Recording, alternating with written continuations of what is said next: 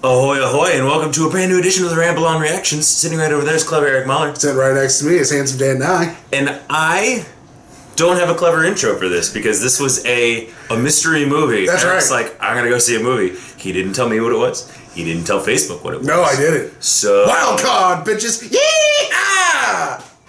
I hope he didn't cut my brake lines because I have places to be today. So, that being said, Yeah, how about this? I took the dog for a walk. I don't know what that means. I cut your brakes is what I'm trying to blissfully play. ignorant. I hope not. So let's do this. Yes. Describe this movie to me. Don't tell me what it is until we get into the full review, but give me a plot. The basic plot is this is The Crucible, but set in Trump's America. Okay, I already know what it is, but keep going. It's more or less the story of 4 teenage girls in Salem, and once a information leak breaks out in this town, no one is spared, and these 4 girls have to fight for their lives. For real. Ooh, okay, so that being said, I can tell you now, Eric is reviewing Assassination Nation. I am. Because this was a little bit of my gut that you were going to go see this because friend, writer, and cuddler extraordinaire of the show, Nate Zobel, was highly recommending it, telling us both to go see it. My schedule's still crazy. You were like, I'm going to go see a movie. Didn't tell you what it was. I had a hunch it was going to be this. It was one of 3 movies. So was this Clock in the Walls? No, it was that Searching or Christopher Robin.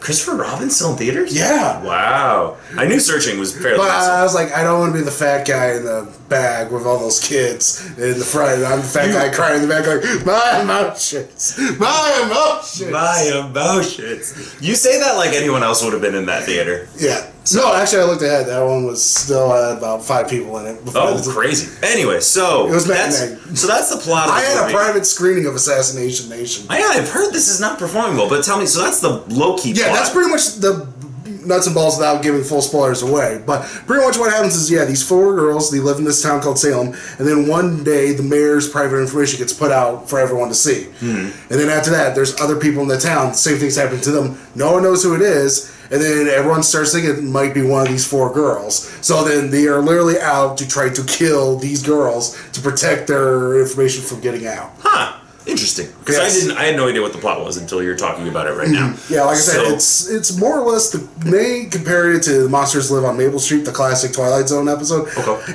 I compare it more to The Crucible. Okay. Where it's all about false accusations, it's McCarthyism, all that fun stuff, but it's set in modern America. So that being said, what some things you really enjoyed about this movie? I really enjoyed the cast. Everyone is really good. Like Bill Skarsgård is in it. Is one of the guys, one of the girls' boyfriends. Joel McHale's in the film. Oh, good. Role that I can't look at him the same way again afterwards in a good way. One of the girls is actually a trans girl, and they actually have a transgender actress in that role. Cool. Which I really appreciated. I was like, oh, good for you.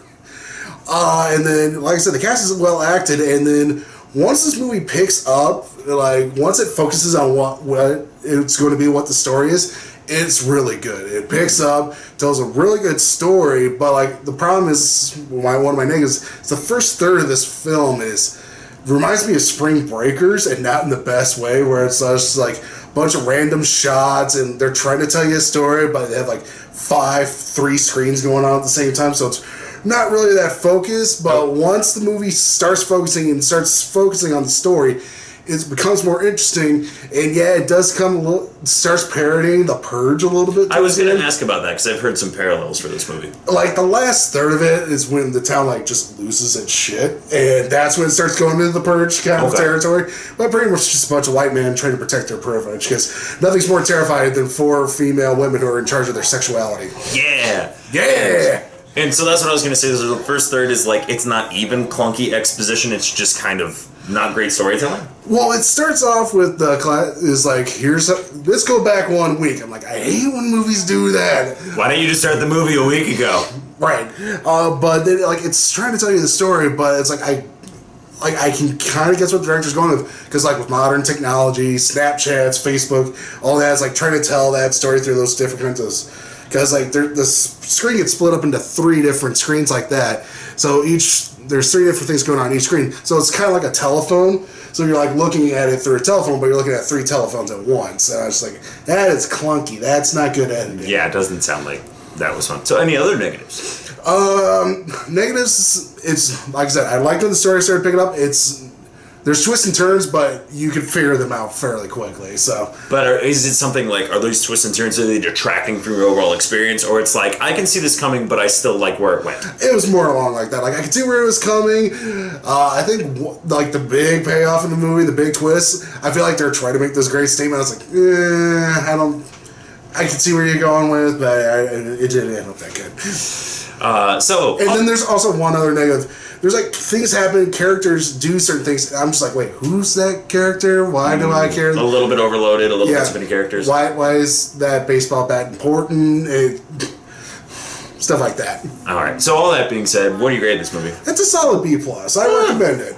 It's not going to be on my top 10 by the end of the year, but it's a solid movie. I really do recommend it, especially if you're like, what's the worst that could happen nowadays? Things.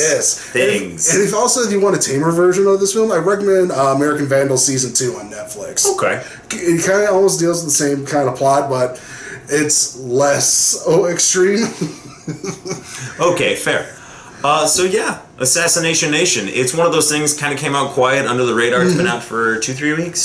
2 weeks. So I think Nate might have seen it early, so that's why he was telling us to go see it. Yep. So yeah, that's what Eric thought about Assassination Nation. What do you think? Do you have thoughts? Do you need to go see this movie before? I imagine this is, especially with the kind of release it got, I wouldn't be surprised if like by the end of October it's on VOD.